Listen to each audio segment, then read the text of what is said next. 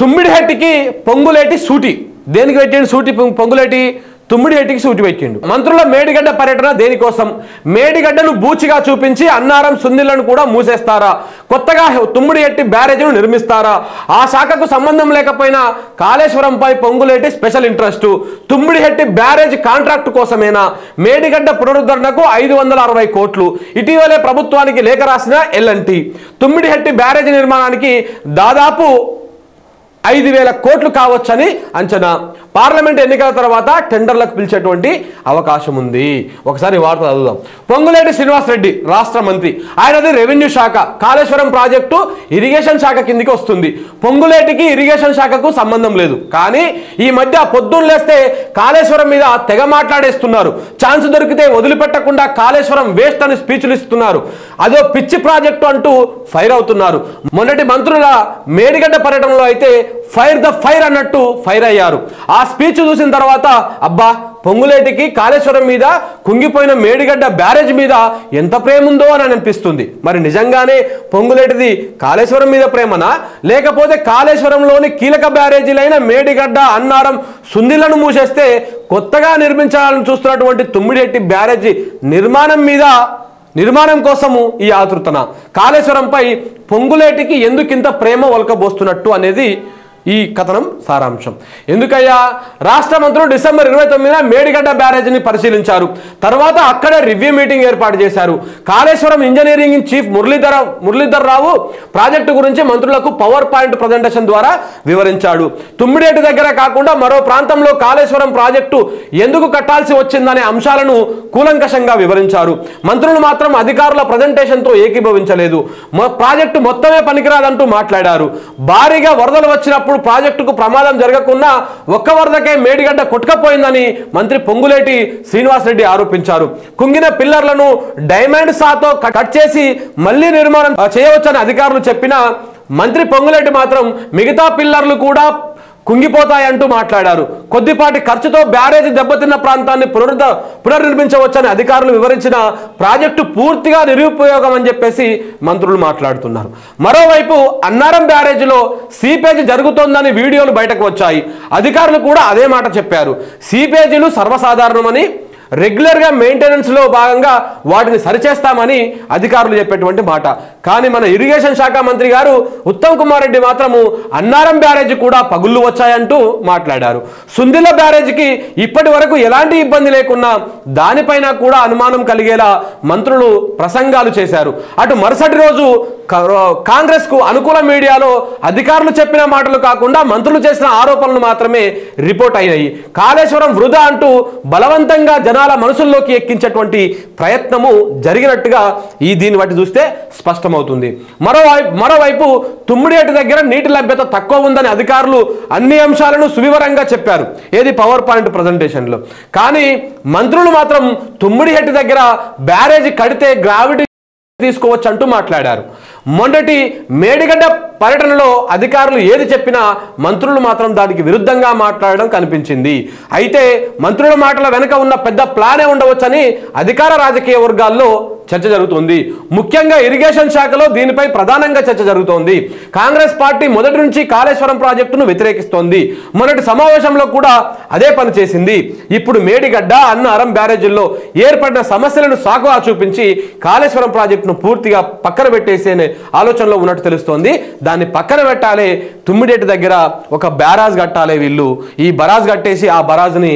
ఈ మహానుభావుడికి ఇవ్వాలన్నటువంటి ప్రయత్నంలో ఉన్నట్టయితే ఆ మీటింగ్ మొత్తం చూస్తే అర్థమవుతుంది అంటే వీళ్ళు ఆడుకోయి ఏమొత్తుకుంటారు అరే ప్రజాధనం అంతా వృధా అయిపోయింది 1,00,000 కోట్లు వృధా అయిపోయింది అని చెప్పేసి గగ్గోలు పెట్టిరు వాస్తవానికి వీళ్ళందరినీ చూసినాక నిజంగా సాధారణ ప్రజలు కూడా ఏమనుకుంటారు అరే నిజంగానే కదా కాంగ్రెస్ వాళ్ళకి ఎంత ప్రేమ ఉంది ప్రజాధనం మీద ఎంత ప్రేమ ఉంది నిజంగానే కేసీఆర్ ఎంత ఖర్చు పెట్టిండా అని అనుకోవాలి ఇదంతా నిజంగానే అనుకుంటున్నారు ఎందుకంటే ఈ పత్రికలు ఉన్నాయి కదా ఈ పత్రికలన్నీ కూడా అవే రాస్తాయి కాళేశ్వరం పనికిరాదని కాళేశ్వరం దేనికి పనికిరాదని ఇట్లాంటివన్నీ ఈ పత్రికలన్నీ రోజు అలాగనే రాస్తాయి ఈ పత్రికలో ఉన్నటువంటి ప్రజలు కూడా ఏమనుకుంటారు అరే నిజంగానే కావచ్చు కాళేశ్వరం దేనికి పనికిరాకుండా అయిపోయింది అని కానీ వాస్తవానికి ఇప్పుడు మనకు ఒక ఇల్లు కట్టుకుంటే ఒక ఇల్లు దగ్గర ఎన్నో కింద ఒక చిన్న ప్రాబ్లం వస్తేనో లేదనుకుంటే ఏదైనా పక్కన క్రాక్ వస్తేనో దాన్ని మొత్తానికి కూలగొట్టేస్తామా?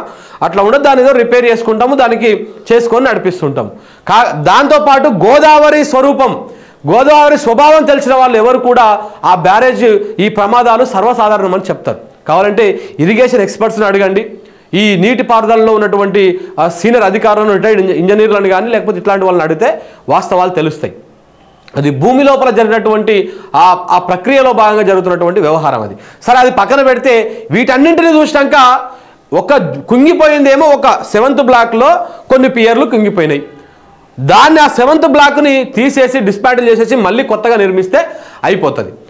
సో ప్రకృతిలో జరిగిందో లేకపోతే ఏం జరిగిందో ముందు ఆ రిపోర్ట్ వచ్చిన తర్వాత అది తెలుసుకొని దాని తర్వాత దాని పునరుద్ధరణ పనులు చేస్తే సరిపోతుంది. దీనికి మొత్తం ఎంత అవుతుంది అంటే ఒక 60 కోట్లేమో ఈ ఏదైతే కాపర్ డ్యామ్ ఉంటుందో కాపర్ డ్యామ్ కోసం అవుతుంది, 500 కోట్లేమో మొత్తం ఆ పునరుద్ధరణ కోసం అవుతుంది. మొత్తము 560 కోట్లు అవుతుంది అనేది ఎల్ఎన్టీ సంస్థ, ఆ బరాజులు అయితే ఎవరైతే కట్టిరో అదే ఎల్ఎన్టీ సంస్థ చెప్పింది, ప్రకటించింది.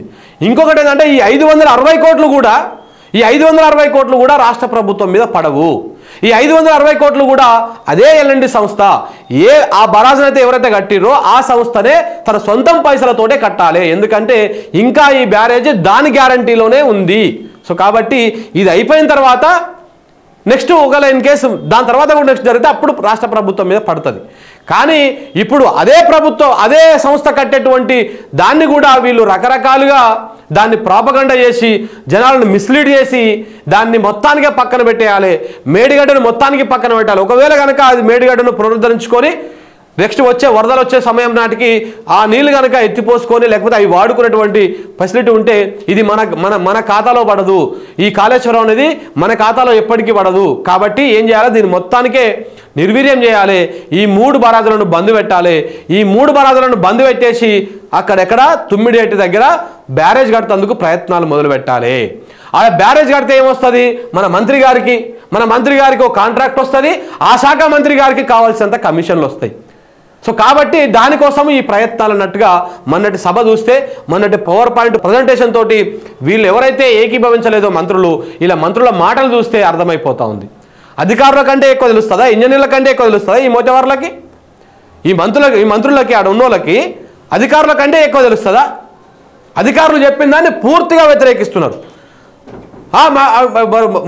మన ఎవరు ఎంకన్నా నల్గొండ ఎంకన్నా ఏమంటాడు అంటే మీరు అట చెప్పకూడదు, మీరు అవన్నీ చెప్పకూడదు, ఇవన్నీ మీరు సెలవులు పెట్టి వెళ్ళేసిపోవాలంటే ఉండకూడదు అంటాడు. ఊరికి అమ్మ ఇది ఎక్కడి పంచాయతీ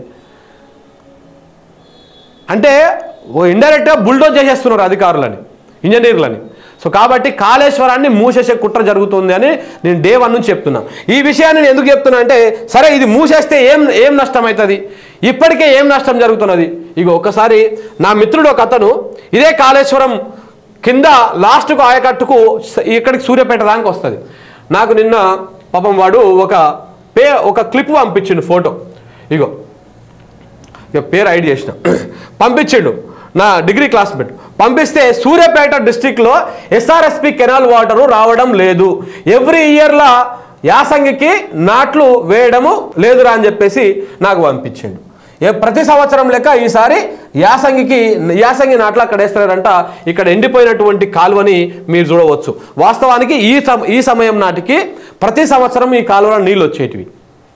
మొన్న ఒక బీఆర్ఎస్ కార్యకర్త మీద దాడి చేసి చూసినావా, అతను కూడా ఇదే తుంగతుర్తి సూర్యాపేట ప్రాంతంలో కాలువ దగ్గరికి వెళ్ళి ప్రతి సంవత్సరం ఈ సమయానికి ఈ కాలువలో నీళ్ళు వచ్చేటివి, కానీ ఇప్పుడు నీళ్ళు వస్తలేవు. ఇది మన మార్పు వచ్చింది, ఇట్లా ఉంది పరిస్థితి అని చెప్పేసి ఆయన వీడియో చేస్తే ఆయన మీద పోయి దాడి చేసిరు ఎవరు, కాంగ్రెస్ వాళ్ళు. అట్లనే చూడండి ఇక్కడ సూర్యాపేటలో ఎస్ఆర్ఎస్పి కెనాల్ ఉంటుంది ఇందాక, ఆ కెనాలులో నీళ్ళు వచ్చేది. ఇదంతా స్టెబిలైజేషన్ కింద ఉన్నటువంటి లెక్క. దాదాపు ఎంత స్టెబిలైజేషన్ కింద కాళేశ్వరానికి కింద ఇప్పటిదాకా ఇచ్చింది స్టెబిలైజేషన్ ఇట్లాంటి కాలువల కింద ఇచ్చింది 18 లక్షల ఎకరాలు, కొత్త ఆయకట్టు 1 లక్ష ఎకరా, మొత్తం కలిపితే 19 లక్షల ఎకరాలకి కాళేశ్వరం ద్వారా నీళ్ళు ఇచ్చేది. ఇప్పుడు అన్నీ ప్రశ్నార్థకంగా మారిపోయినాయి.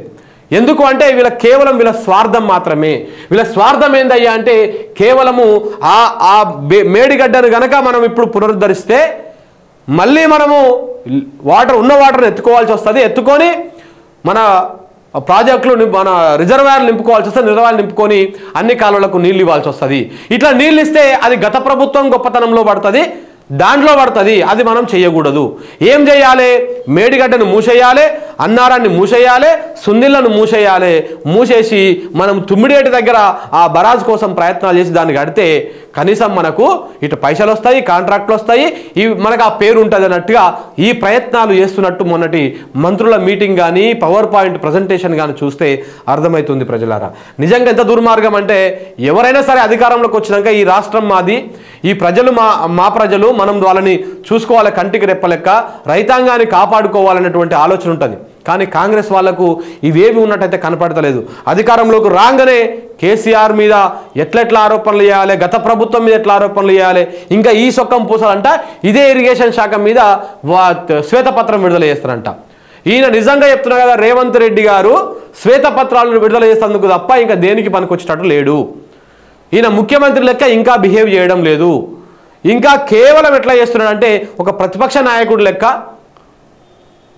ఆ విధంగానే బిహేవ్ చేస్తున్నాడు. ఆయన ప్రవర్తన కూడా అలాగనే ఉంది, ఆయన మాట్లాడే విధానం కూడా అలాగే ఉన్నది. మీరు ముఖ్యమంత్రి అన్నటువంటి విషయాన్ని మర్చిపోకండి రేవంత్ రెడ్డి గారు. మీరు ముఖ్యమంత్రి రాష్ట్రానికి జర్ర మెచ్యూరిటీతో మాట్లాడండి, జర్ర మెచ్యూరిటీతో వ్యవహరించండి. నిన్న ఒక లేఖ రిలీజ్ చేసిర్రు, దేంతో ఉన్న వాళ్ళలో అర్థమైతలేదు. 6 గ్యారంటీలలో 2 గ్యారంటీలు అమలు చేసి పడేసినట్టు. అప్పుడే 7 అమలు చేసిన 2 గ్యారంటీలు 2 పావుల గ్యారంటీలు అమలు చేసినావు. ఆ పనికి వాళ్ళ బస్సులలో ఫ్రీ పథకం ఒకటి, ఇంకొకటి ఆరోగ్యశ్రీకి 10 లక్షల లిమిట్ పెంచడం. ఆ 10 లక్షల లిమిట్ ఆల్రెడీ గత ప్రభుత్వంలోనే పెరిగి ఉంది, ఇక కొత్తగా పెంచింది ఏం లేదు. సో కాబట్టి ఈ విధంగా వ్యవహారం నడుస్తోంది మిత్రులారా. సో ఇట్లా కాళేశ్వరాన్ని మూసేసేయాలి, ఇప్పుడు కొత్త ప్రాజెక్టులు కట్టుకోవాలి. మరి కట్టాలంటే ఎట్లా? ఈ ఉన్నదాన్ని బూచే చూపించాలి. అసలు దీని వెనకాల నిజంగా ఈ సన్నాసులు ఎవడైనా ఉన్నాడా ఏంది? దీన్ని ఇప్పుడు ఒక రాజకీయంగా లబ్ధి పొందడం కోసం ఏమైనా ఏసిరాయింది అనేటువంటి కోణంలో కూడా విచారణ జరగాలి నిజంగా. అరే ఒకసారి అధికారంలోకి వచ్చినాక ప్రతిదీ రాష్ట్ర ప్రజలకు సంబంధించినటువంటి విధంగా ఉండాలి, కానీ వీళ్ళు ఎంతసేపు ఉన్న రాజకీయ కోణంలోనే ఆలోచిస్తున్నారు తప్ప ఇంకొకటి లేదు మిత్రులారా. దీని మీద మనమే ఒకసారి చేసుకోవాల్సినటువంటి అవసరం, మననం చేసుకోవాలి.